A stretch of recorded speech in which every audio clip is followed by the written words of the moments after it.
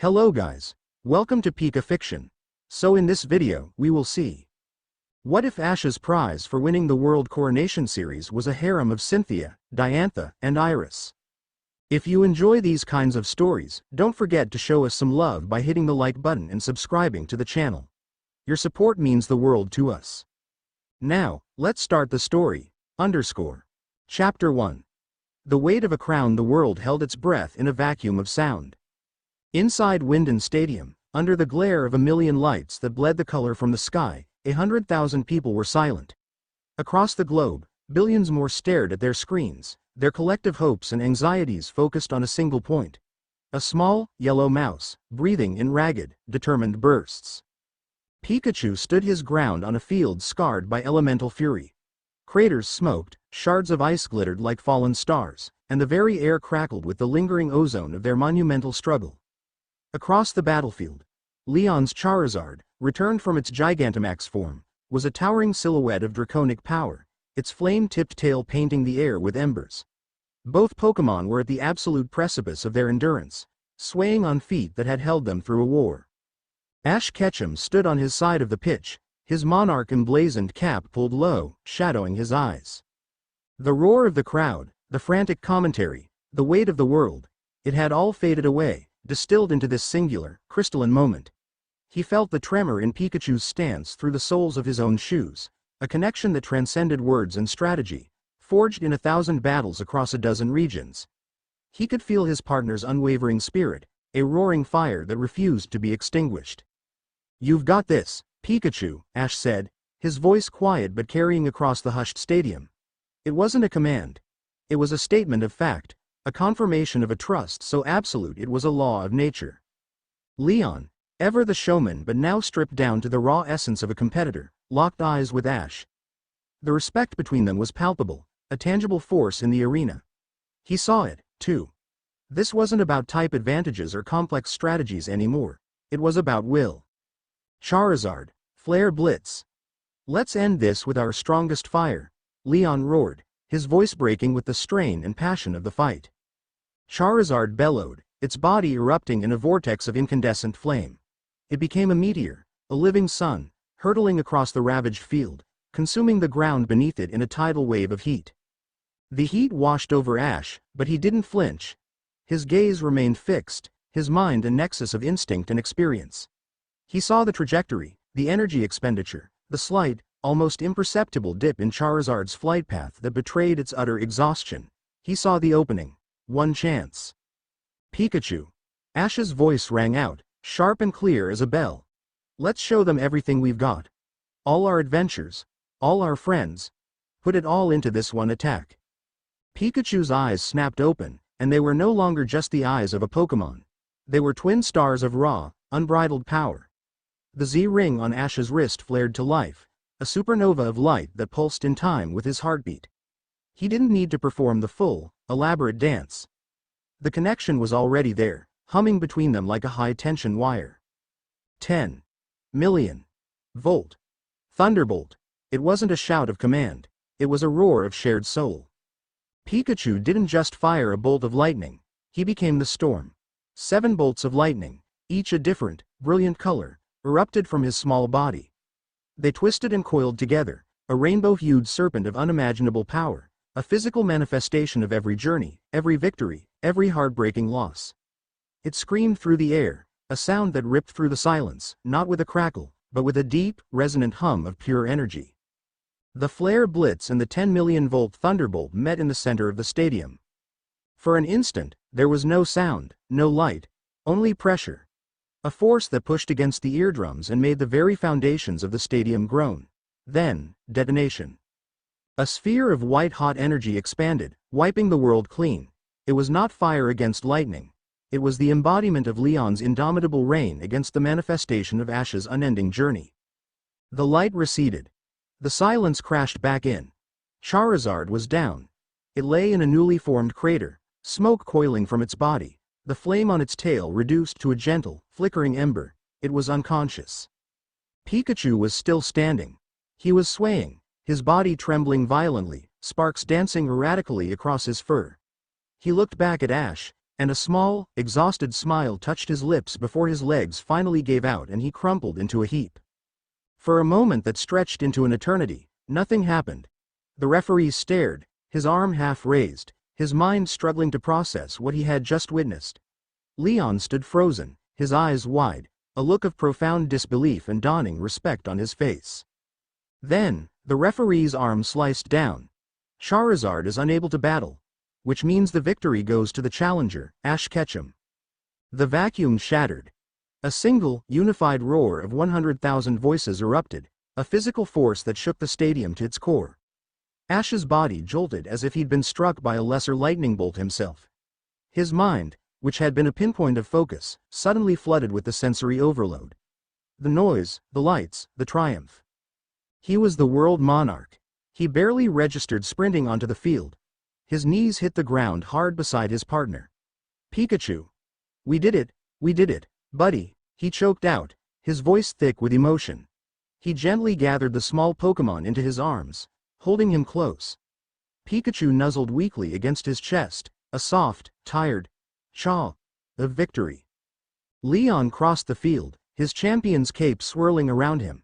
He came to a stop before Ash, and the look on his face was one of pure, unadulterated admiration. He offered his hand. Ash, still cradling Pikachu, looked up and took it. Leon's grip was firm.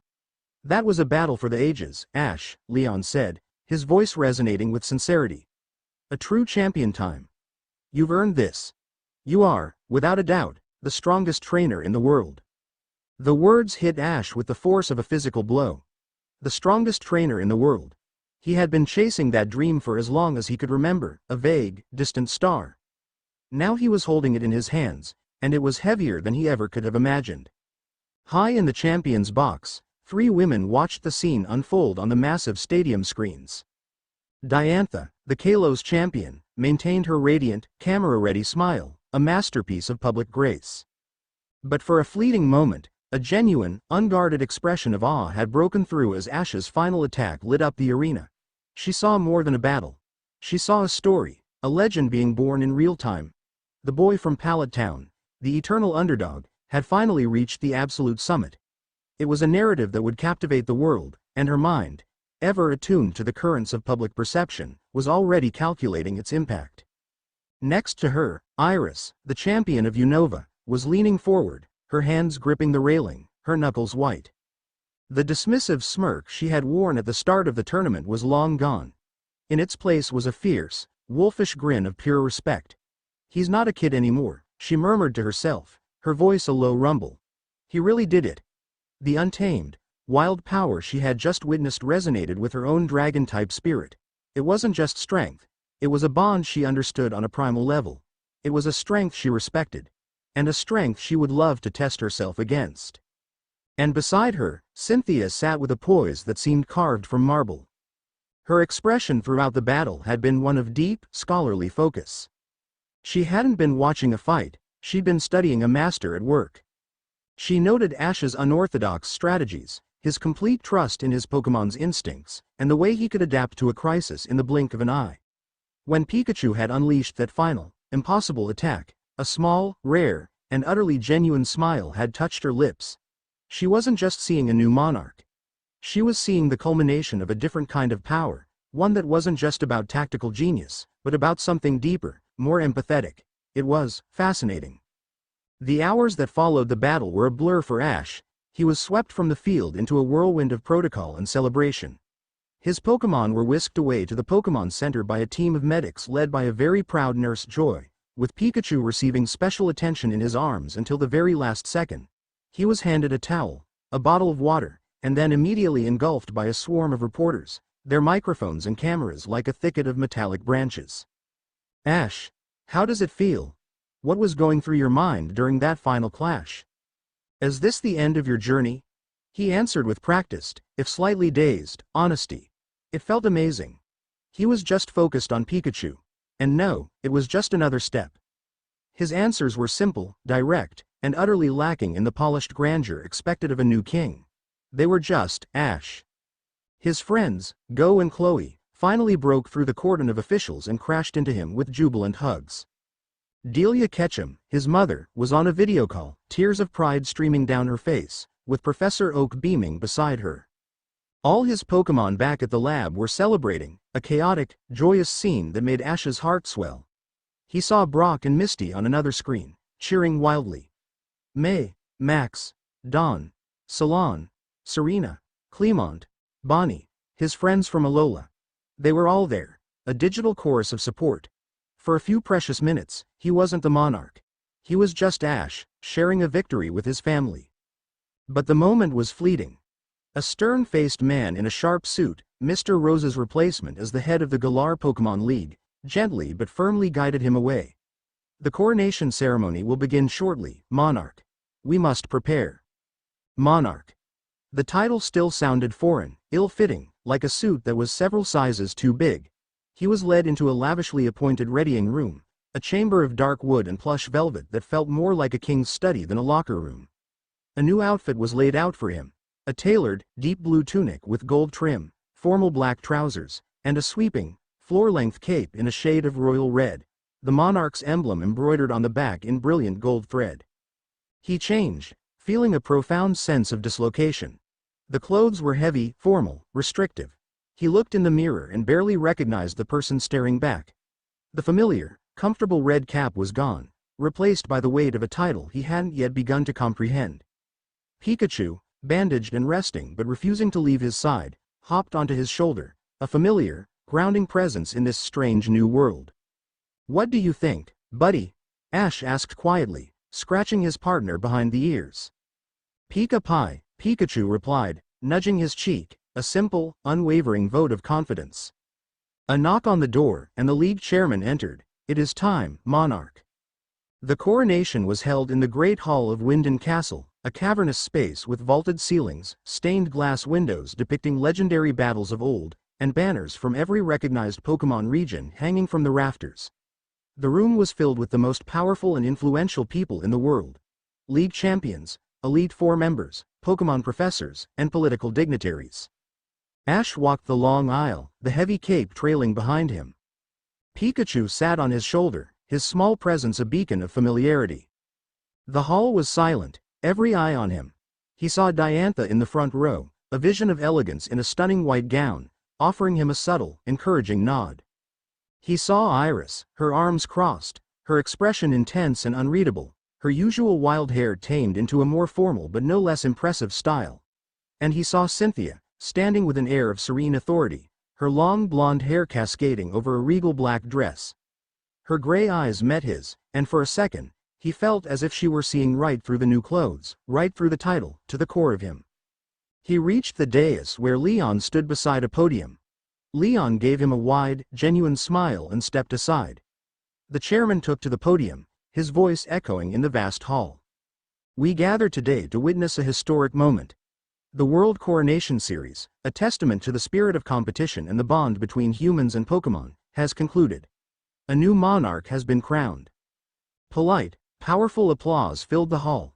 Through skill, determination, and a spirit that has inspired millions, one trainer has risen to the top. He has faced the best and proven himself to be the very best. It is with great honor that I officially bestow the title of World Monarch upon Ash Ketchum of Pallet Town. Another round of applause, louder this time. Leon stepped forward and presented Ash with a magnificent golden trophy, shaped like a stylized crown held aloft by a Gigantamax symbol. It was heavy, solid, real. Ash took it, his hands unsteady for the first time that day. He was supposed to give a speech. He knew that. He had been prepped. But as he looked out at the sea of faces, at the banners, at the sheer weight of history in the room, the carefully prepared words evaporated. So he just spoke. "Thank you," he began, his voice surprisingly steady. I never really thought I'd be standing here. When I started my journey, all I wanted was to meet new Pokémon and have great battles. I guess I just never stopped wanting that." He looked down at Pikachu, who chirped in agreement. "This trophy, this title, it's not just for me. It's for every Pokémon I've ever traveled with. It's for every friend who helped me, every rival who pushed me, and my mom, who always believed in me. I'm the monarch today, but I only got here because of them. The only thing I can promise is that I'll do my best to be a monarch that you can all be proud of. And I'll never turn down a battle." A ripple of warm laughter went through the audience. It was simple, earnest, and completely, authentically Ash. It was, in its own way, the perfect speech. The chairman smiled, about to conclude the ceremony, but before he could speak, a new voice cut through the air. It was a dry, raspy voice, like stones grinding together, and it carried an ancient, unquestionable authority. The ceremony is not yet complete. A figure stepped out from the shadows near the dais. He was an old man, impossibly old, with skin like wrinkled parchment and eyes that seemed to hold the dust of centuries. He wore archaic, ceremonial robes of deep purple and gold that were completely out of place with the modern attire of everyone else.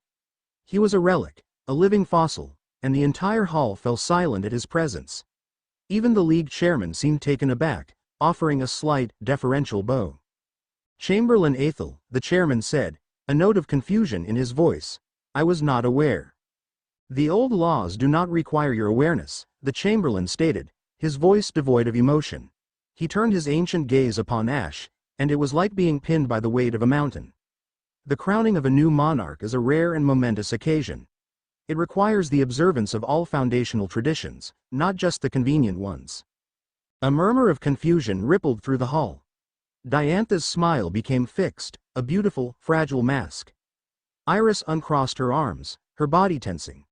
Cynthia's eyes narrowed, a flicker of academic curiosity warring with a sense of profound unease. The chamberlain produced a heavy, leather-bound scroll, its edges frayed with age. He unfurled it with a crackle.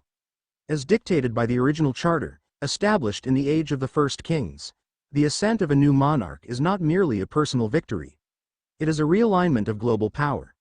To ensure stability and preserve the balance against great shadows, the monarch's reign must be anchored. He looked up from the scroll, his gaze sweeping over the assembled champions. The charter decrees that the monarch shall form a sovereign's compact, a foundational alliance that binds the crown to the strongest pillars of the age. This compact ensures that the monarch's power is supported, tempered, and prepared for its true purpose. Ash stared, completely lost. Great shadows? Compact? This sounded like something out of one of Cynthia's history lectures. Chamberlain Athel raised his voice, letting it carry to every corner of the hall. The charter identifies the pillars not by political station, but by demonstrated power, proven in the crucible of the World Coronation series. They are the strongest of their generation, second only to the monarch himself. He let the suspense hang in the air, a thick, suffocating blanket. By the ancient law, which has not been invoked in 400 years but has never been rescinded, the sovereign's compact shall be formed between the new monarch, Ash Ketchum. His gaze moved deliberately, landing on each of them in turn, like a judge passing sentence. And the champion of Sinnoh, Cynthia. Cynthia's composure was flawless, but a storm was raging behind her gray eyes. This was not in any history book she had ever read. This was a lost, dangerous piece of lore stepping into the light. The champion of Kalos, Diantha. Diantha's perfect smile finally cracked, vanishing completely. Her face became a study in cold, controlled shock. Her mind, a finely tuned political instrument, was screaming alarms. The public relations nightmare, the diplomatic fallout, the personal implications, it was a catastrophe. And the champion of Unova, Iris. Iris's reaction was the most visceral. A low, audible growl escaped her lips. Her hands clenched into fists at her sides, her knuckles turning white. Her eyes blazed with a mixture of pure, unadulterated fury and insult. To be named, to be claimed, as part of some ancient, forgotten law? It was an affront to everything she was. The chamberlain rolled up the scroll with a snap. He turned to Ash, whose face was a canvas of utter bewilderment. He was still trying to process the words, great shadows, let alone the rest of it. In accordance with the compact, the chamberlain intoned, his voice leaving no room for argument, these three champions are now bound to the monarch's court. Their strength shall support his. His reign shall protect theirs. They're the foundation of the new age. The archaic, possessive language, bound to his court, hung in the air like a poison. It sounded less like an alliance and more like a proclamation of ownership. For a full 10 seconds, the great hall of Winden Castle was utterly silent. One could have heard a pin drop on the stone floor. Then, the dam broke. A tidal wave of noise crashed through the room. Gasps, shouts, the frantic clicking of cameras that had been reactivated in a frenzy. The global broadcast, which had been carrying the ceremony live, suddenly cut to a bewildered-looking announcer in a studio. The screen flickered to a "Please stand by" message. Chaos erupted. Dignitaries were on their feet, shouting questions. League officials were pale-faced, huddling together. G-men in dark suits began to move, forming a perimeter around the dais, their faces grim. Ash felt like the world had tilted on its axis. He looked from the Chamberlain's implacable face to the expressions of the three women who had just been unwillingly conscripted into his life. Iris's rage was a physical force. Diantha's shock had hardened into a diamond-hard fury. Cynthia's analytical gaze was now fixed on him, searching, questioning, her mind clearly racing 100 miles a minute. He opened his mouth to say something, to protest, to ask what in the world was going on, to yell that this was insane, but he never got the chance. "Monarch, with me." Now, a sharp voice commanded. A high-ranking G-man, a woman with a severe haircut and a scar over her eye, was at his elbow. Another agent was speaking into his wrist. "Escort the champions. Securely. No contact with the outside." "Hey, wait a minute," Ash protested, trying to pull his arm away. "You can't just—" "Sir, with all due respect, my orders come from the International Pokémon League Federation. This is now a matter of global security." He was being hustled off the dais, the heavy trophy still clutched in one hand. He saw Cynthia being approached by two agents, her expression turning from analytical to glacial. He saw Diantha speaking in a low, furious tone to an official, her every word a stiletto of ice. And he saw Iris shove an agent away who got too close, her Haxorus's Pokeball already in her hand, her eyes daring anyone to make another move before another. More senior agent managed to calm her with placating gestures and urgent whispers. They were all being herded, separated from their friends and staff, swept along by a tide of grim-faced men and women in suits. Ash was rushed through a series of back corridors, the opulent castle decor flashing by in a blur. The distant roar of the chaotic hall faded behind them. They were led down a private elevator, the descent silent and swift. The doors opened into a hallway that was starkly modern, all brushed steel and recessed lighting. It was a high-security wing hidden beneath the ancient castle. His escort stopped before a heavy, unmarked door and opened it with a keycard. "In here, please, sir." Ash stepped inside, his mind still reeling. The room was a luxury suite, vast and impersonal. It had plush couches, a massive screen on one wall, a fully stocked kitchenette, and floor-to-ceiling windows showing a digital, hyper-realistic view of the Galar countryside. It was beautiful, sterile, and utterly soulless. A moment later, the door opened again, and Cynthia was escorted in. Her face was a mask of cold neutrality, but her posture was rigid with controlled anger. The door closed. It opened again. Diantha entered, her grace now a weaponized stillness. She swept the room with a single, furious glance before her gaze settled on Ash with an unnerving intensity. The door closed. It opened a final time. Iris strode in, her fury a crackling aura around her. She looked like a caged dragon, pacing with energy, her eyes darting between the others as if seeking a target for her rage. The door hissed shut behind her. A heavy, definitive thud echoed as a magnetic lock engaged from the outside. They were alone. The four of them. The new monarch and his three unwilling pillars. The silence in the room was deafening. It was thick with shock, resentment, and 1,000 unspoken questions. Ash stood in the center of the room, still wearing the ridiculous cape, still holding the trophy, feeling more lost than he had ever been in his life. Cynthia stood by the window, staring out at the fake scenery as if trying to calculate an escape. Diantha had her back to the wall, her arms crossed, her expression one of utter disgust. Iris was pacing back and forth, a predator in a cage, her breathing audible. Pikachu, on Ash's shoulder, looked around at the three furious champions, his ears drooping. He nudged Ash's cheek, a silent question. What now? Ash had no answer. The silence stretched, taut and agonizing. Seconds felt like minutes. The weight of what had just happened, the sheer, world-altering insanity of it, pressed down on them all. Finally, the silence was broken. It was Iris. She stopped pacing, planted her feet, and glared directly at Ash, her eyes blazing with a fire that could have rivaled Leon's Charizard. "You have got to be kidding me." Chapter 2. the unwilling alliance. Iris's words hung in the sterile air of the suite, sharp as one of her Haxorus's tusks. The accusation, the sheer, distilled fury in her voice, was directed at Ash, the unwilling focal point of their shared disaster. He stood there, the absurdly heavy cape still draped over his shoulders, the golden trophy a dead weight in his hand. He felt Pikachu shift on his shoulder, the little Pokemon's body tense, mirroring the atmosphere in the room. "You heard me," Iris snapped, taking a step forward. Her hands were on her hips, her chin jutted out in a gesture of pure defiance. "This entire farce. A prize? Bound to your court? Are you kidding me? We're not trophies to be won." I don't want this," Ash said, his voice level, though his mind was a maelstrom. He set the Monarch's trophy down on a nearby coffee table with a heavy, definitive thud. "I had no idea. You have to believe me." "Believe you?" Iris let out a short, incredulous laugh. "Why should I?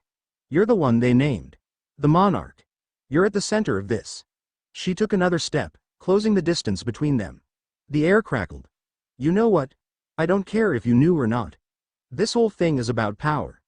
The strongest pillars of the age. Fine. Let's see it. Let's see the power that makes the world think you have the right to have your name even mentioned in the same breath as ours in a decree like that." She unhooked a Pokeball from her belt. The polished surface gleamed under the recessed lighting. "I challenge you. A one-on-one battle. Right here, right now. Prove you're worthy of that title they just gave you. Or are you just some kid who got lucky?" Behind them, Diantha finally moved. She pushed off the wall, her movements fluid and deliberate. "Iris, don't be absurd," she said, her voice a low, chilling melody. It wasn't a plea. It was a command. "A battle now is pointless. It solves nothing and only risks damaging this ridiculously expensive prison." Her eyes, cold as a Colossian winter, flickered from the furious Unova champion to Ash. "This is a political crisis, not a schoolyard squabble. Our focus should be on containment of the situation and finding a legal dissolution for this archaic arrangement." "Legal dissolution?" Iris scoffed, not taking her eyes off Ash. "They invoked a law that's 400 years old. You think a modern lawyer is going to find a loophole? This is about strength. It always has been. The old laws understand that better than we do. So I'm saying, let's test his." Ash looked at the Pokeball in Iris's hand, then met her blazing eyes. The old Ash, the one who lived and breathed for the thrill of a challenge, would have accepted in a heartbeat. That Ash would have seen this as a test of honor, a battle to be won. But he wasn't that Ash anymore. The battle against Leon, the weight of the title, the expressions on their faces in the Great Hall. It had changed something in him, settled something. He shook his head, his expression firm. No, the refusal hit the room with more force than an acceptance would have. Iris's eyes widened slightly in surprise, her anger momentarily replaced by confusion. "What? Are you scared?" she taunted, her voice dripping with disdain. "No," Ash repeated, his gaze unwavering. "I'm not scared, but I won't battle you, not like this." "And why not?" "Because you're right," Ash said, and the simple admission caught all three women off guard. "You're not a prize. You're the champion of Unova. You're one of the strongest trainers in the world. A battle between us should be for a title, for the thrill of it, for mutual respect. Not to prove I'm not your jailer. I won't disrespect you, or myself, by fighting for such a pathetic reason." He took a step back, creating space, his posture open, non-threatening. "I don't need to prove my strength to you, Iris.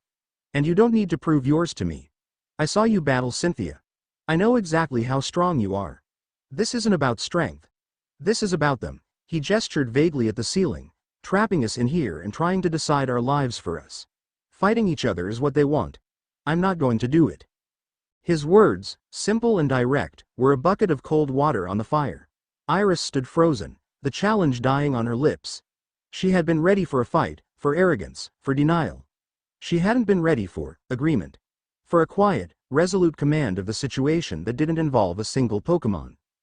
Cynthia, who had been watching the exchange with the intense focus of a sociologist observing a rare phenomenon, offered a slight, almost imperceptible nod of approval. Ash hadn't just de-escalated the situation. He had reframed it, identifying the correct enemy. Not each other, but the architects of their confinement. Diantha's expression remained guarded, but the hard, furious edge in her eyes softened into a flicker of surprise. The boy she'd met in her travels, the one with boundless energy and a simple view of the world, had just demonstrated a level of emotional and strategic maturity she hadn't anticipated.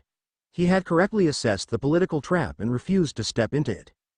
The tense standoff dissolved into an uneasy quiet. The four of them were still trapped, still bound by a law they didn't understand, but the immediate internal threat had been neutralized. They retreated to their respective corners, the vast suite suddenly feeling both too large and too small. Diantha was the first to act, her pragmatism taking over. She strode to a sleek console on the wall, her fingers flying across its surface. A holoscreen flickered to life, but it was offline. As I suspected. No external access. She didn't seem surprised, merely annoyed. She pulled a small, incredibly slim personal comm device from a hidden pocket in her gown. It was a custom piece, leagues more advanced than a standard Pokegear. "Helena, can you hear me?" She spoke into it, her voice low. A burst of static was the only reply. "Encrypted channel, priority alpha." "Helena, report." More static. Diantha's lips thinned into a frustrated line. "They've jammed everything. Professional grade. They're not just keeping us in. They're keeping the entire world out." She paced the length of the room, her mind clearly racing, processing the political fallout. "The leak of the compact will be a firestorm. Without my team to manage the narrative, the speculation will be catastrophic. They'll paint Ash as a tyrant, as his spoils.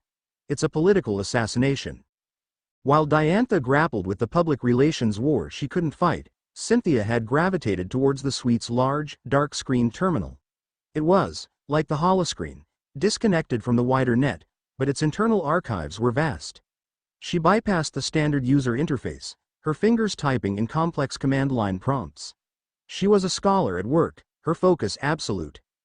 "If they're using archaic laws, they believe those laws have power," she murmured, more to herself than to the others.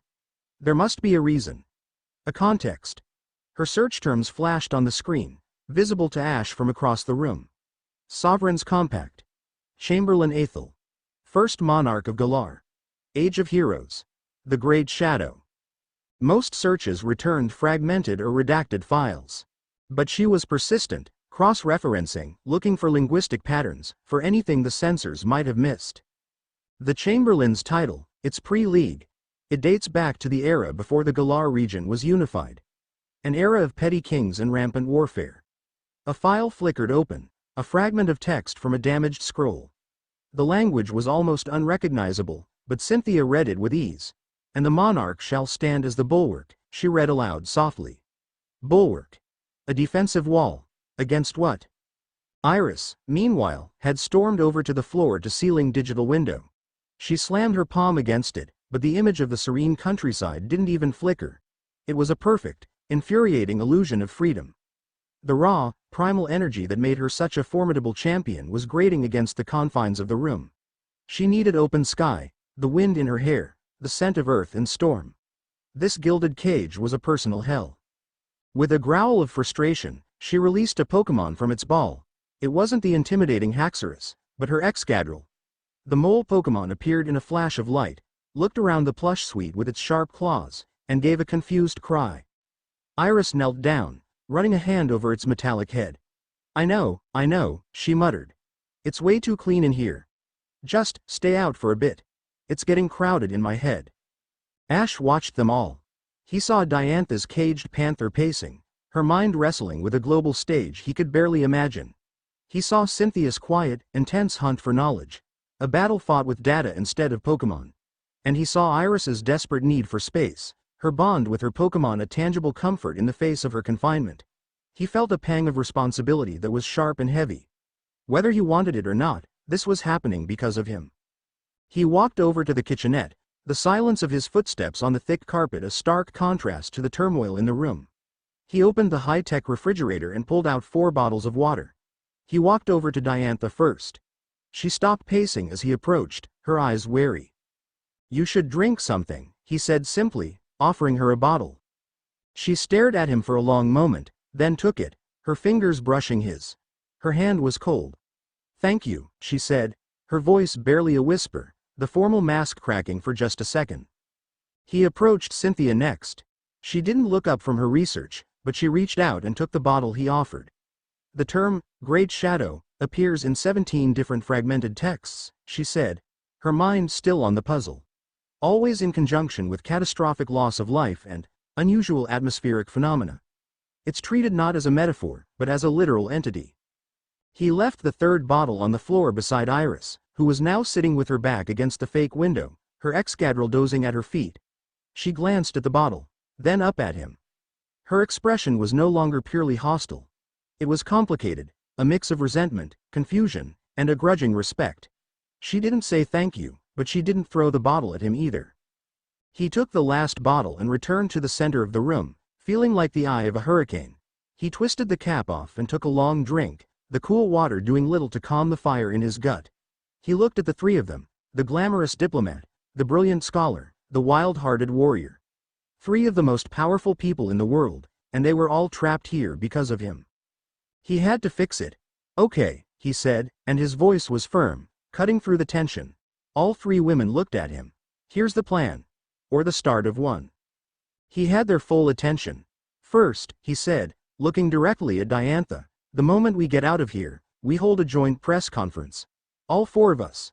We tell the world that this compact is an outdated law we don't recognize, and that we are allies by choice, not by decree. We control the story, like you said.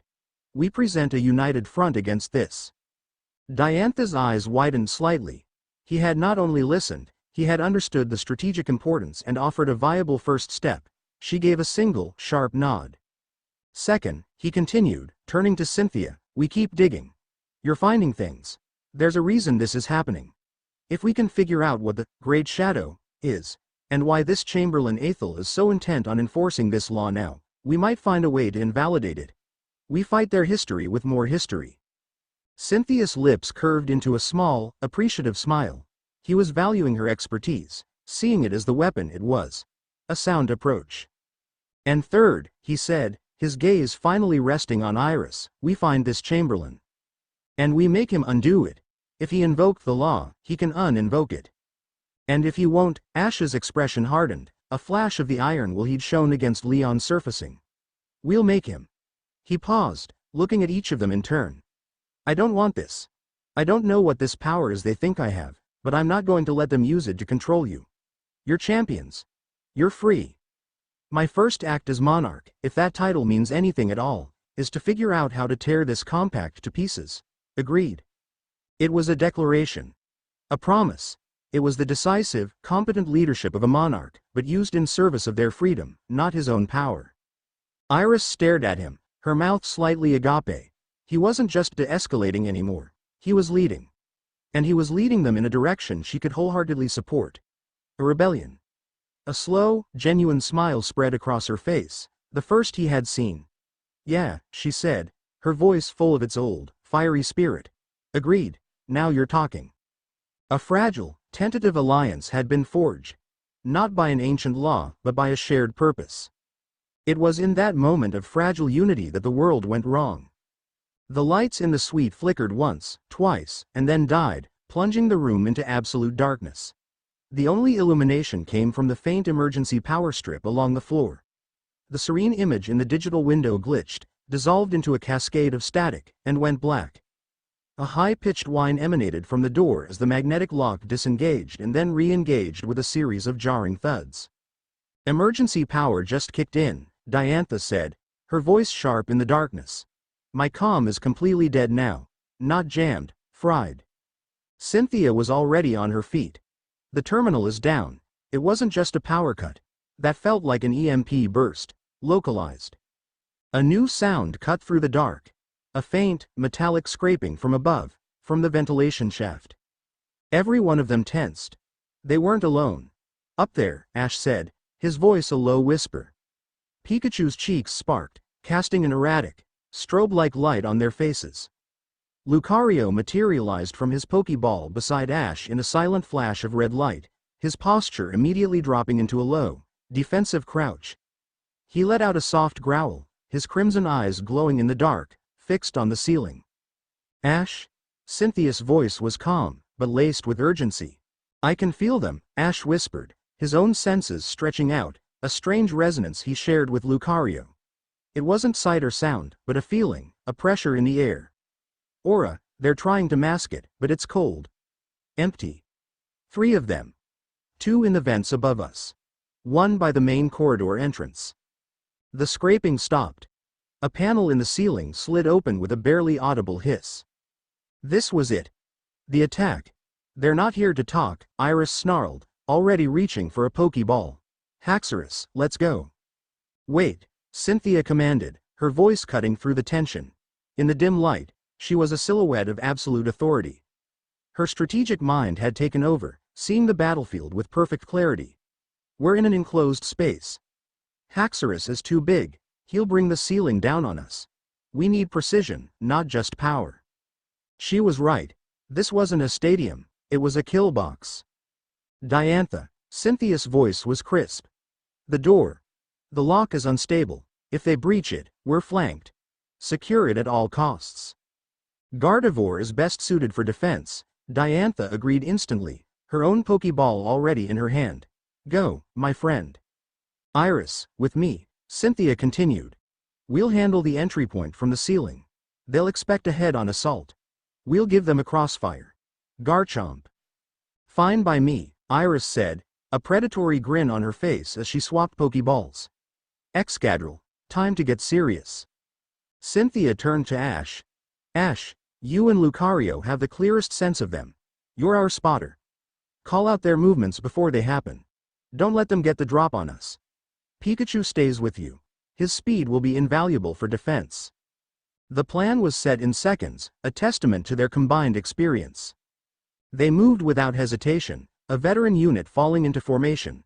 Diantha and her Gardevoir took up position by the door, the psychic Pokemon's eyes glowing with a soft pink light. Cynthia and Iris flanked the area under the open vent, Garchomp and Excadrill appearing in flashes of light, both low to the ground, ready to spring. Ash and Lucario stood in the center, a mobile command post, with Pikachu perched on his shoulder, cheeks crackling. Silence. Then, from the dark opening in the ceiling, 2 figures dropped to the floor. They landed in perfect, silent tandem rolls, coming up in a crouch. They were clad in matte black tactical gear from head to toe, their faces obscured by opaque visors. No insignia, no identifying marks. They moved with a chilling, synchronized efficiency. Simultaneously, 2 Pokemon materialized beside them, a sleek, cruel-looking Weavile and a Bisharp whose body was an array of living blades. Now, Cynthia yelled. Garchomp surged forward, a land shark of immense power, Dragon Claw igniting on its fins. Excadrill dove, not at the intruders, but into the plush carpet, vanishing underground in a blur of motion. The 2 black-clad trainers reacted with inhuman speed. They didn't shout commands. They used silent, precise hand signals. The Weavile darted to the side, a black blur avoiding Garchomp's charge, its claws extended for an ice shard volley. The Bisharp stomped its foot, stone edge erupting from the floor, aimed at intercepting Garchomp. Ash, Cynthia called. Left, Weavile's flanking, Ash shouted, his senses screaming a warning. Lucario was already moving, aura sphere forming between his palms.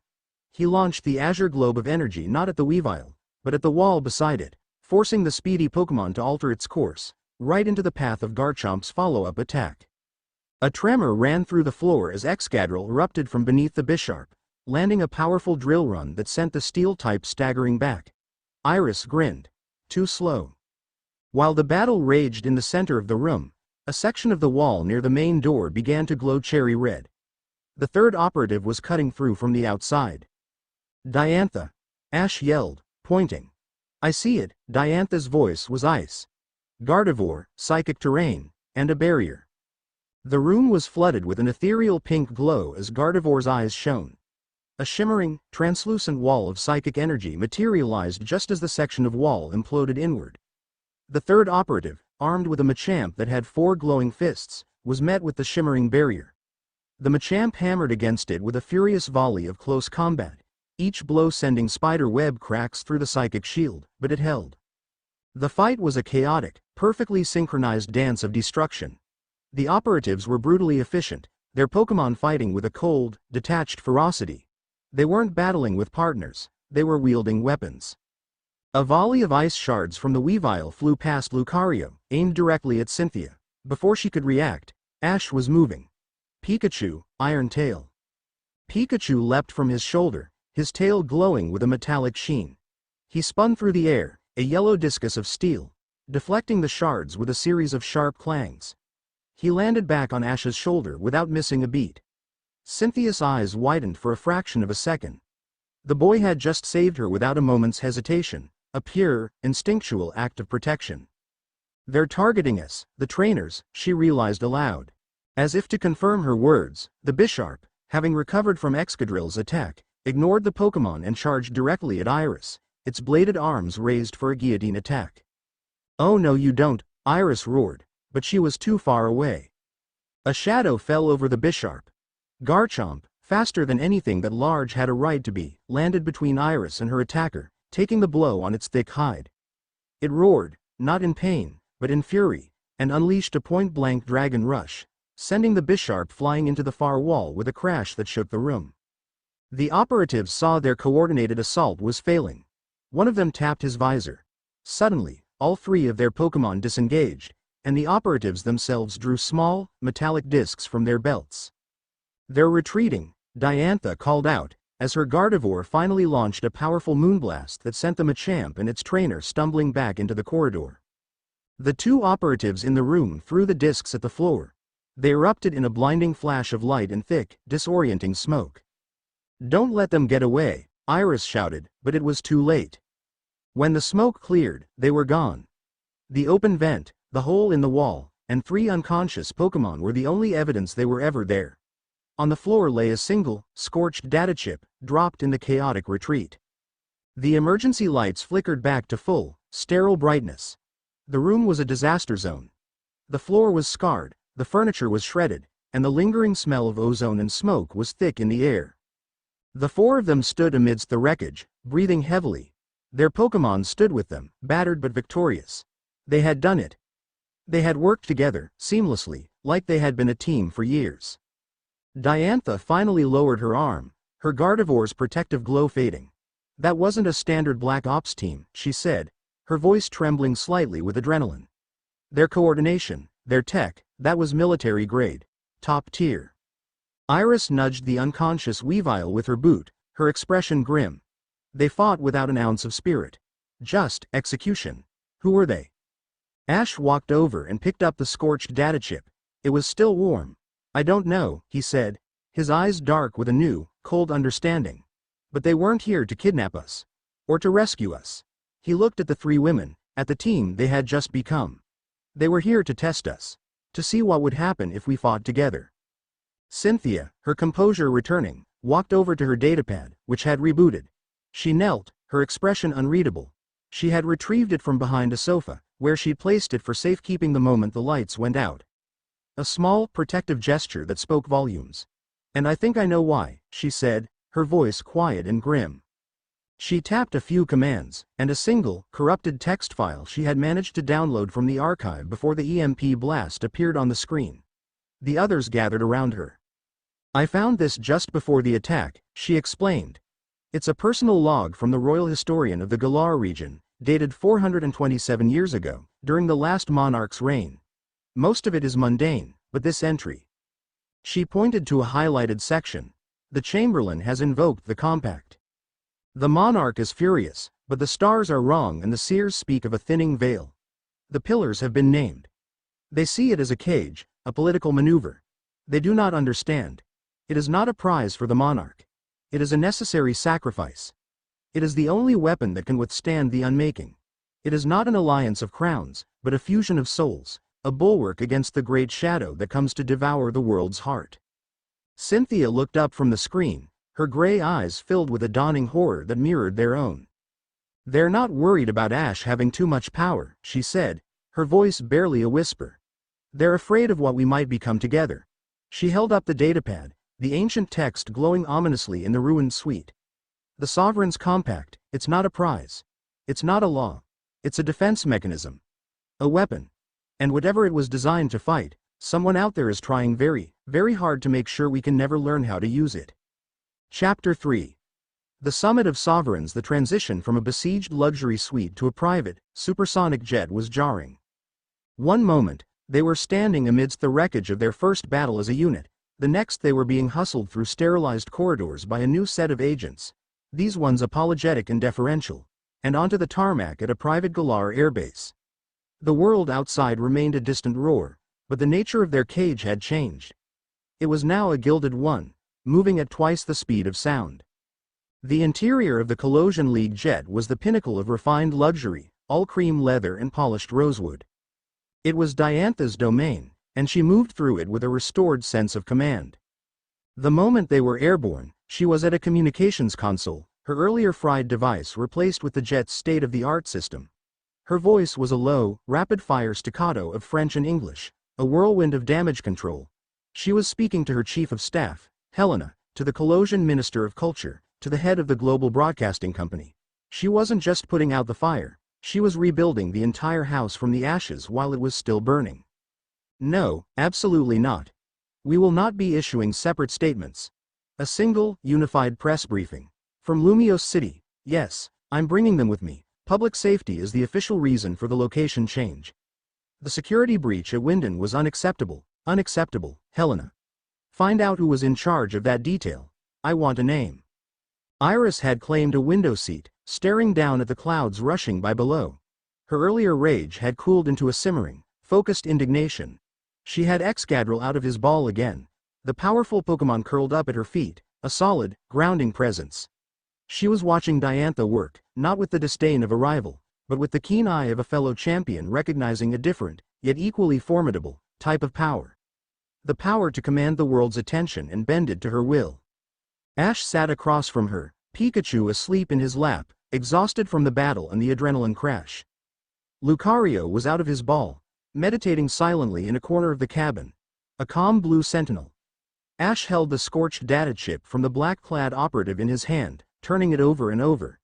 It was the only tangible piece of evidence from the attack. A key, or a breadcrumb.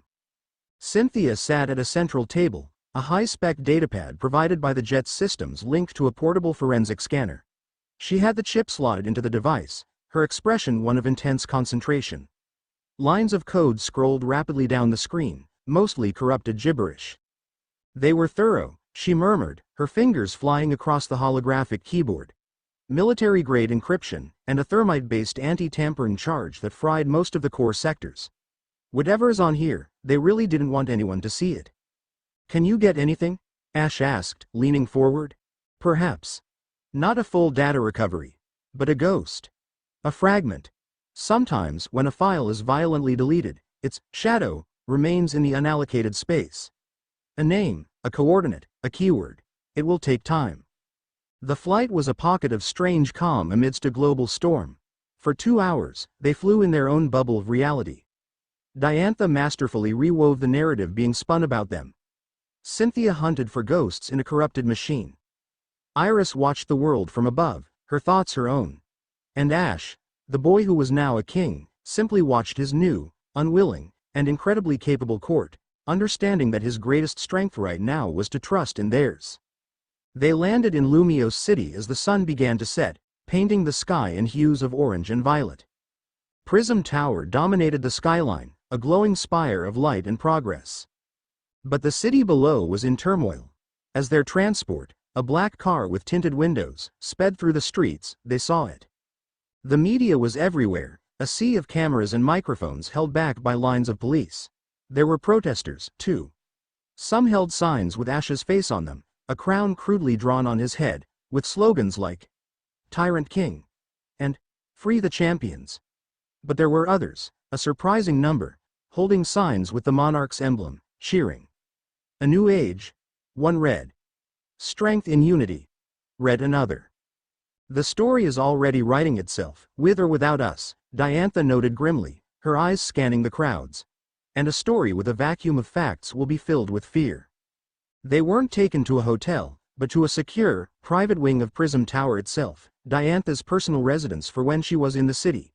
It was elegant, modern, and offered a breathtaking, panoramic view of Lumios. Here, there were no locks. Her own staff, fiercely loyal and professional, met them with quiet efficiency. The emergency summit has been called, Diantha announced, handing them all datapads with the official summons. Tomorrow, 10 a.m. in the Lumiose Conference Center. Every league chairman, a representative from the International Pokemon League Federation, and a special envoy from the G-Men's Oversight Committee will be there. Iris tossed the datapad onto a sofa. So, we're going on trial. Not a trial, Diantha corrected, her voice sharp. A declaration. They think we're in crisis. They expect us to be divided. They expect Ash to be an arrogant boy drunk on power, and for us to be his resentful captives. We will give them the one thing they're not prepared for. A united front. She turned her full attention to Ash. The other two champions watched, recognizing that this was now Diantha's battlefield. Ash, tomorrow, you will be the target of every political attack in that room.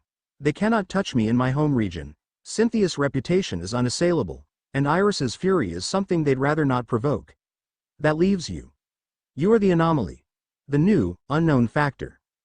She began to pace, her movements like a dance, her mind dissecting the problem. They will attack your age. They will call you a child. They will attack your journey, painting you as a wanderer with no sense of responsibility. They will use your own history of challenging leagues and authority against you, framing it as instability. They will try to make you angry. They will try to make you defensive. You must be neither. Ash listened, his expression serious. He wasn't the boy who had dozed off during Professor Oak's lectures anymore. He was a student of battle, and he recognized he was being taught a new kind of strategy. So what do I do? He asked. You use your greatest strength, Diantha said, stopping in front of him. The very thing they will underestimate, your authenticity. You are not a politician. Do not try to be. You are not a king who speaks in proclamations. Do not try to be. You are a Pokemon trainer who loves his Pokemon and fought his way to the top through trust and hard work. Be that. Let them see the boy who stood on that field with his Pikachu, not the monarch in the cape. Her gaze was intense. Let me handle the political maneuvering. Let Cynthia handle the historical precedent. Let Iris be our undeniable show of force. Your job, Ash, is to be the heart of our argument. To be real, in a room full of people who have forgotten how. It was the most insightful, strategic, and surprisingly personal advice he had ever received. She wasn't just telling him what to do, she was showing him that she understood who he was. The Lumiose Conference Center was a masterpiece of modern architecture, a dome of glass and white steel that felt more like a temple to progress than a government building. The main assembly hall was arranged in a circle, with tiered seating rising around a central podium. It was designed to suggest equality, but the power dynamics in the room were as stark and rigid as any monarchy. Ash, Cynthia, Diantha, and Iris entered together, a silent, powerful statement. They had coordinated their attire, not in matching uniforms, but in complementary colors of black, white, and gray, with Ash in a simple but sharply tailored dark blue suit, the formal monarch tunic and cape conspicuously absent. Pikachu sat on his shoulder, a silent, watchful partner. They looked less like a monarch and his court and more like what they were. Four of the world's most powerful individuals, united. Their entrance silenced the low murmur of conversation. They took their designated seats at the front, a table marked for the Galar region, a silent irony that was not lost on anyone. Leon was there, offering them a grim, supportive nod. He was a king without a kingdom now, and the political sharks were circling. The summit began, chaired by the stern president of the IPLF. The first hour was a litany of diplomatic posturing, with various league representatives expressing their deep concern and profound confusion over the invocation of the compact. It was a slow, agonizing process of political theater. Then, the special envoy from the G-Men's Oversight Committee was invited to speak. A man stood from a prominent seat near the center. He was tall, with a shock of distinguished silver hair swept back from his brow, and a face that was both handsome and radiated a reassuring sense of calm authority. He wore a perfectly tailored gray suit that seemed to have been woven from shadow and light. When he moved towards the podium, he did so with an easy, magnetic grace that drew every eye. Chairman Valerius, the IPLF president, introduced him. Diantha's breath hitched almost imperceptibly. Cynthia's eyes narrowed. Ash felt a sudden, inexplicable chill, a faint echo of the cold, empty aura he had sensed from the operatives in the suite. Valerius reached the podium and smiled, a warm, disarming expression that seemed to embrace the entire room. "Thank you, Mr. President. And thank you, esteemed delegates, for convening on such short notice. These are, admittedly, unprecedented times." His voice was a marvel, smooth, resonant, filled with reason and empathy. He was the picture of a benevolent leader. For centuries, our world has been moving forward.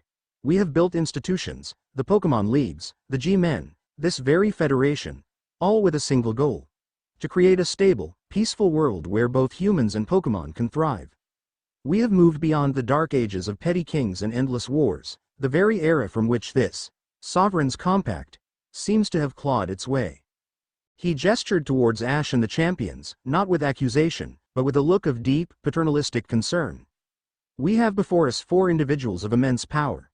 Champions, and now, a monarch. We celebrate their strength. We honor their achievements. But we must also be rational. The invocation of this archaic law, binding these champions to a single individual, creates a concentration of power unseen in the modern world. It is, by its very definition, a destabilizing force." He let that sink in. He wasn't attacking them. He was concerned for them, and for the world. It was masterful. "The monarch title," he continued, his gaze now settling on Ash, "bestows upon its holder a unique energy signature, a level of influence over Pokemon and even local phenomena that we are only beginning to understand. Young Ash Ketchum is not to be blamed for this. He is the inheritor of a power he did not ask for. He is, in effect, a singularity. A unique event in the fabric of our world." Valerius's words were so reasonable, so logical, he was weaving a web of impeccable sense. "Therefore, my proposal is simple and born not of fear, but of caution and a desire for progress. Let us have our finest minds, our best scientists from the Argent Corporation and other leading institutions, work with the new monarch. Let us study this power, understand it. Let us, for the safety of all, contain this energy until we can be certain of its effects. And let us, in the name of freedom and modernity, formally dissolve this compact and allow these esteemed champions to return to their duties, unburdened by this relic of the past." He finished, and the room was filled with the sound of applause. He had offered them a perfect solution. It was modern, it was scientific, it was safe. He had painted Ash not as a villain, but as a walking natural disaster that needed to be managed. He had offered the champions their freedom, making himself their potential savior. He had laid a perfect, elegant trap. Diantha's hand tightened into a fist under the table. Cynthia's face was a mask of stone. Iris looked like she was about to launch herself over the table. But Ash was calm. He remembered Diantha's words: "Be real." He stood up. He didn't walk to the podium. He just stood by his chair, forcing the entire room to turn and look at him. Pikachu on his shoulder gave a defiant, "Pika." "My name is Ash Ketchum," he began, his voice clear and steady, carrying easily through the silent hall. "I'm from Pallet Town, and I am not a singularity." He looked directly at Valerius, his gaze simple and unyielding. "You talk about my power, about a special energy. You want to study it, contain it. But you're wrong about what it is." He reached up and gently scratched Pikachu under the chin. "My power isn't an energy signature. It's him. It's Lucario, and Gengar, and Dragonite, and all my Pokemon. It's the trust we share. It's every battle we've ever fought together, every time we've picked each other up when we've fallen." He then turned his gaze to the 3 women at his table. "You talk about this compact as a burden to these champions. You're right, it is. And I will not rest until it is dissolved. But you are wrong to think that they need you to save them. This is Champion Diantha, a leader who is loved and respected by her entire region.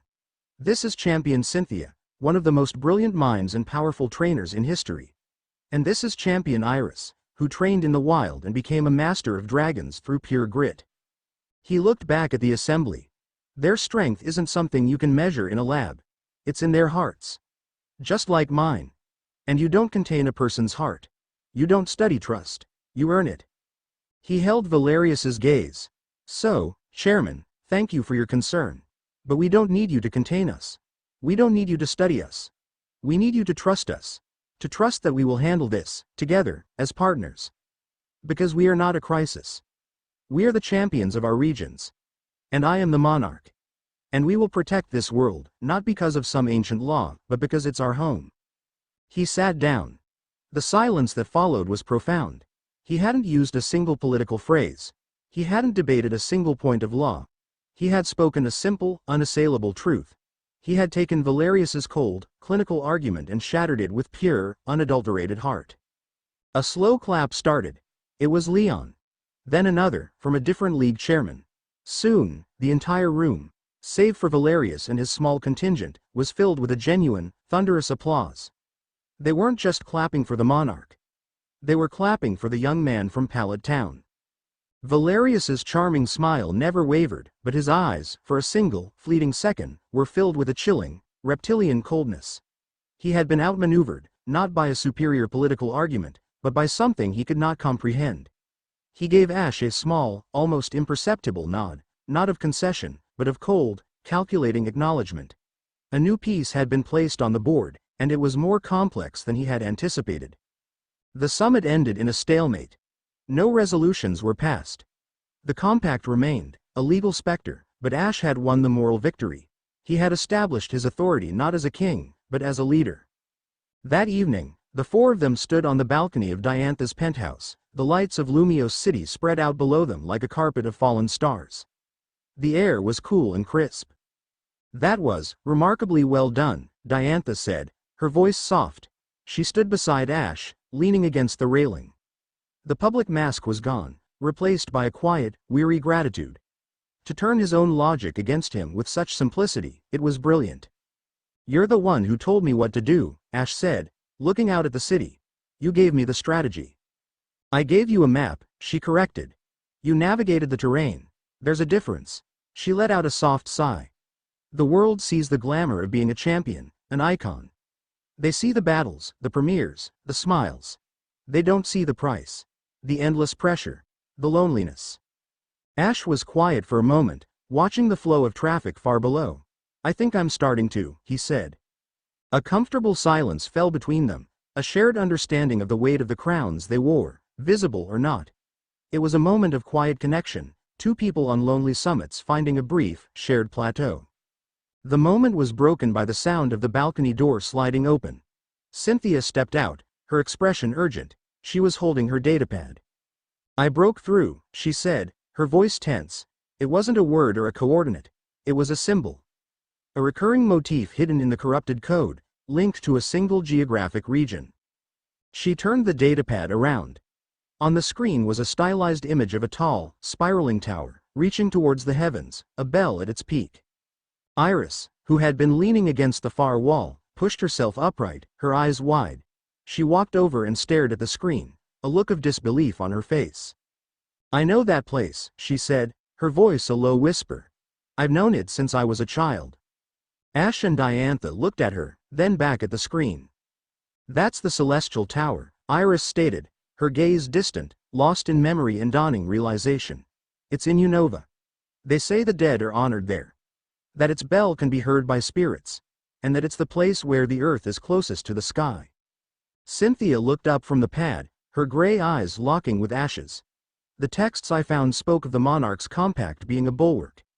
The data from the attack leads us here. This isn't a coincidence." She zoomed in on a line of recovered, fragmented code beneath the image of the tower. It was a mission directive. Objective: secure artifact. Keystone of silence. Prevent monarch compact convergence. Location: Celestial Tower, Unova. "They weren't just testing us," Ash said, his voice grim as he read the words. "They were on their way to get something. Something called the Keystone of Silence." Diantha looked from the datapad to the faces of her new allies. The political battle was over for now. A new, far more dangerous one was about to begin. "Then it seems our next destination is Unova." Chapter 4. Echoes in the ruins. The Colossian jet was a sliver of silver cutting through the deep blue of the upper atmosphere. Inside, the hushed thrum of the engines was a stark contrast to the turbulent thoughts of its passengers. Lumios City, with its political intrigue and veiled threats, was already 1,000 miles behind them, yet the shadow of Chairman Valerius's smile lingered. "The legends of the Celestial Tower are as old as Unova itself," Iris said, breaking the contemplative silence. She was in her element now, her posture relaxed for the first time since Winden. She stared out the window at the endless expanse of clouds below, but her eyes were seeing something else, something from her childhood. The elders in my village say that each floor represents a stage of a Pokemon's life after it passes on. As you climb, you get closer to the spirit world, until you reach the bell at the top. They say when it rings, it's a final goodbye, a sound that can only be heard by those who are gone. Ash listened, captivated. Pikachu, now fully recovered and energetic, was chasing a mote of dust dancing in a sunbeam slicing through the cabin. So it's like a giant cemetery?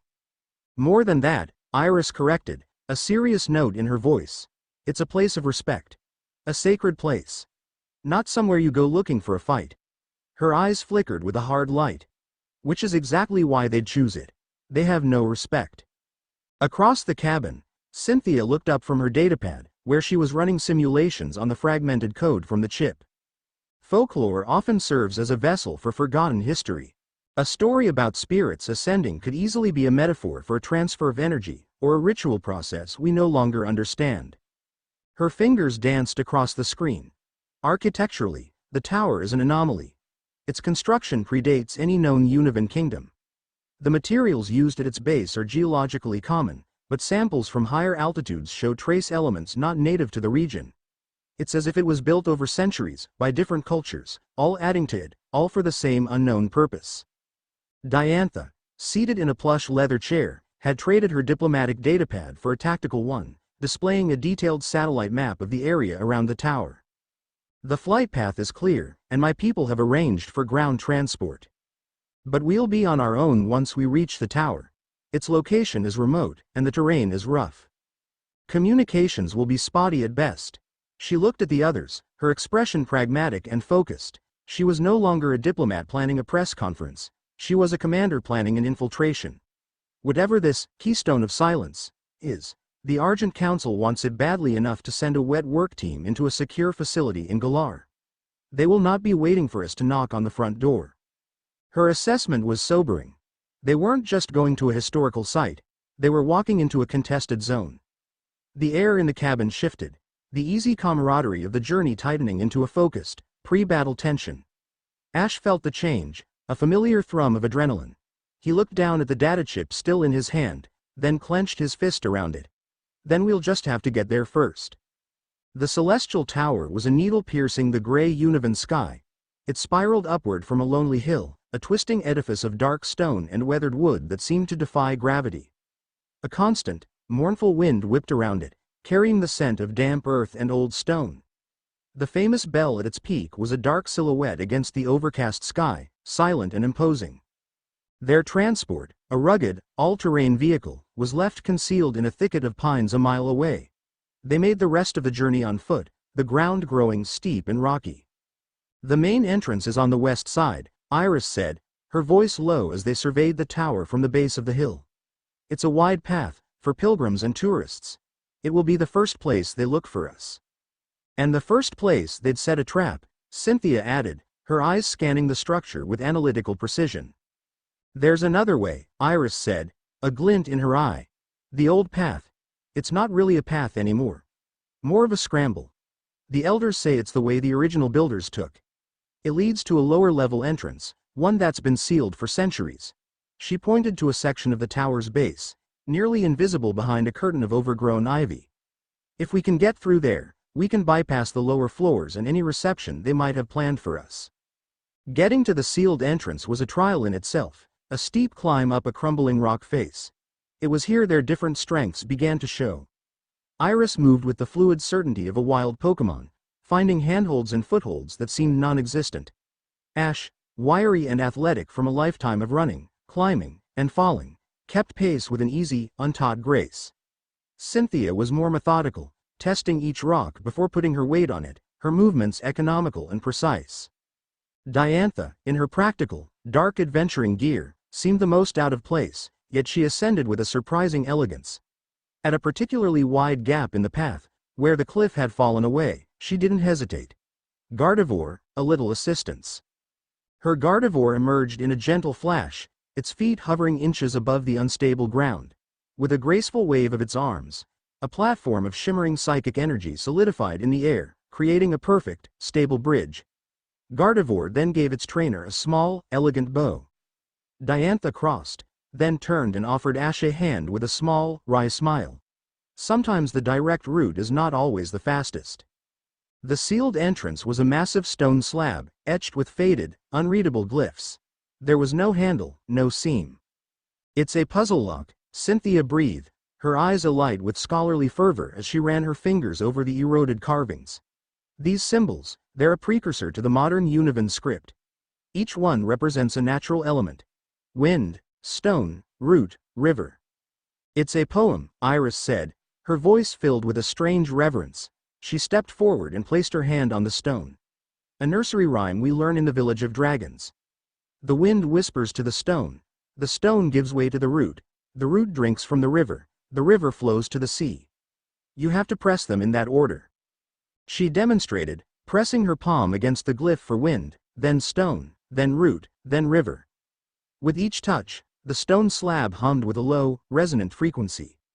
After the last symbol was pressed, there was a deep grinding sound, and the massive slab slid sideways, revealing a dark, musty passage.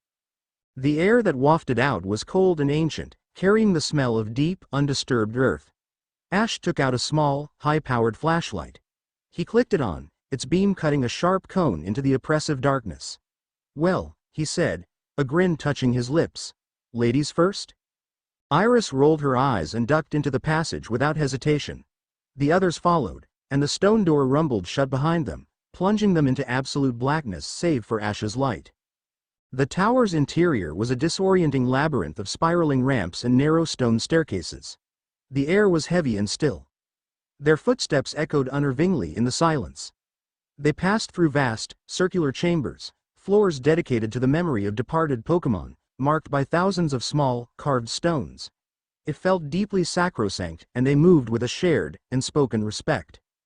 As they climbed, the architecture grew stranger.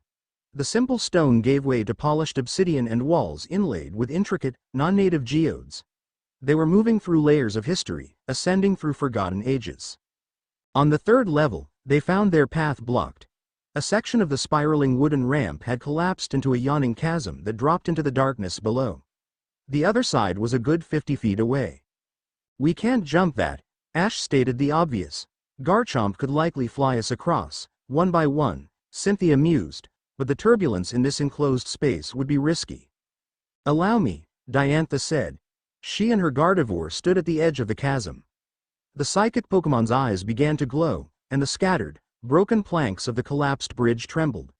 Slowly, painstakingly, they began to lift into the air. Gardevoir arranged them, fitting them together like a puzzle, weaving a shimmering net of psychic energy around them to bind them in place. Within a minute, a sturdy, if precarious-looking, bridge spanned the gap. "Impressive," Iris admitted, tapping the newly formed bridge with her foot. It was solid. They crossed carefully, the silence of their ascent broken only by the groaning of ancient wood and the ever-present sighing of the wind from somewhere far above. They were nearing the top, the air growing colder, thinner. They entered a vast, circular chamber just below the bell housing. The walls here were covered in a single, continuous mural, depicting a great, swirling vortex of darkness in a star-filled sky. Below it, tiny figures stood together, holding hands, their bodies glowing with a faint light. "This is it," Cynthia whispered, approaching the mural. "This is what the texts described, the Great Shadow."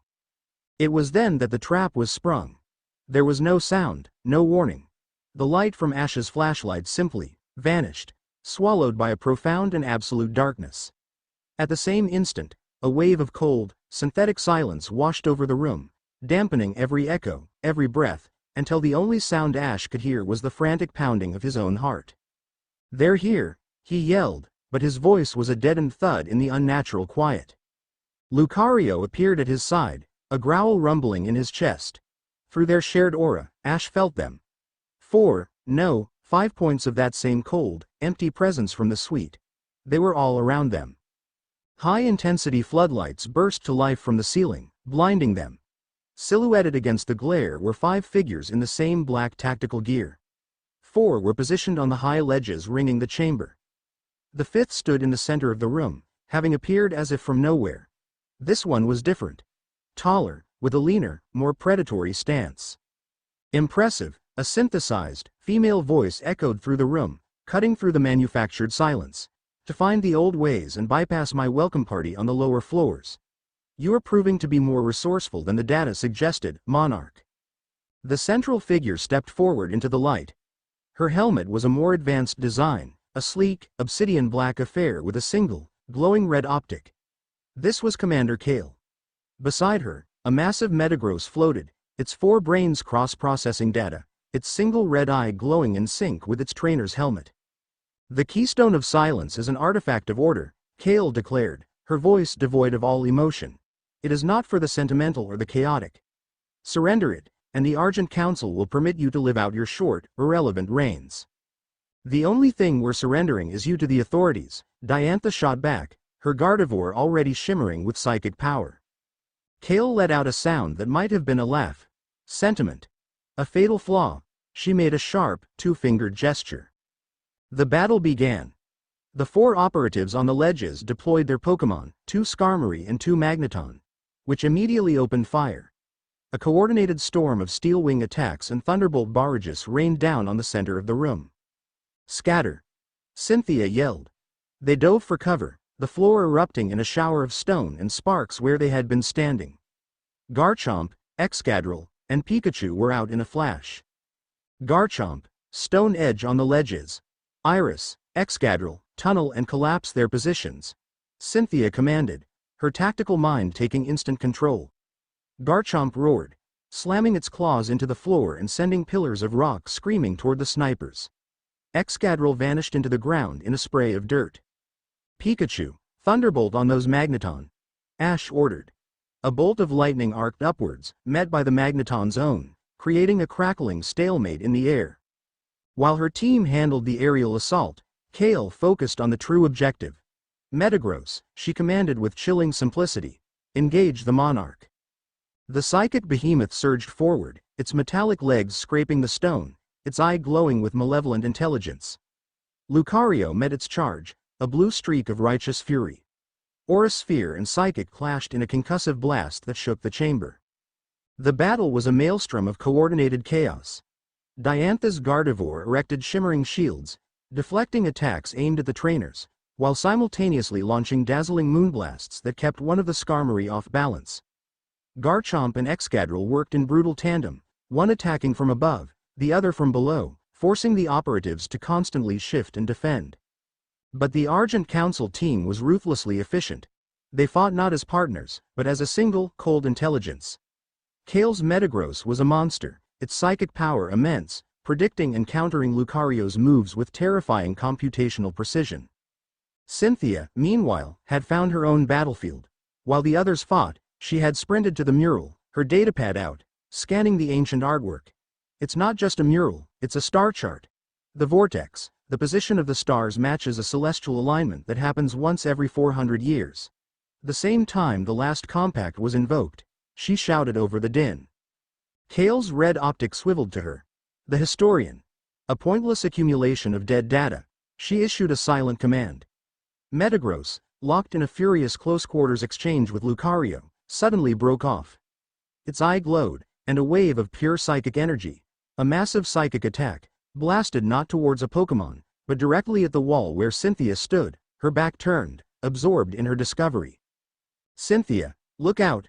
Diantha screamed. But there was no time. Cynthia's Garchomp was pinned down by the 2 Skarmory. She was defenseless. Ash saw it all in a sickening flash of slow motion. The shimmering wave of psychic force, Cynthia's vulnerable back, the absolute certainty of the impact. He didn't think. He didn't strategize. He reacted. With a desperate cry, he launched himself across the room. He slammed into Cynthia, shoving her hard, pushing her clear of the blast zone. She stumbled and fell, her datapad clattering to the floor. Ash wasn't as lucky. He was caught by the edge of the psychic wave. The force was like being hit by a freight train. He was lifted off his feet and thrown backward, slamming into one of the ancient stone pillars with a sickening crack. Pain, white hot and absolute, exploded in his back and shoulder. His vision swam with black spots, and he collapsed to the ground, the air driven from his lungs. Ash! The cry was a chorus of horrified voices. Pikachu shrieked in rage, his body erupting in a furious electrical discharge that blasted the 2 Magneton from the sky. Cynthia scrambled to her knees, her heart hammering against her ribs. She looked at the crater in the wall where she had just been standing, then at Ash, crumpled at the base of the pillar. The analytical calm, the scholarly detachment. It all shattered. He had saved her. He hadn't hesitated. The raw, selfless, illogical nature of the act short-circuited her brain. A wave of something fierce and protective washed over her. "Garchomp," she roared, her voice laced with a fury no one had ever heard from her. "Earthquake, bring them down." Her Garchomp, freed from its opponents, bellowed and slammed its full weight into the floor. The entire chamber buckled. The ancient stone cracked, and the ledges the operatives were standing on crumbled. With cries of alarm, the black-clad soldiers and their Pokémon tumbled to the floor below, knocked out by the fall. Only Kale and her Metagross remained, hovering in the center of the now unstable room. She looked at her defeated team, then at the 4 furious Pokémon and 3 champions now converging on her position. Her red optic flashed. Data acquisition complete. Mission parameters updated. Without another word, her Metagross unleashed a blinding flash of light. When their vision cleared, she was gone, vanished. The battle was over.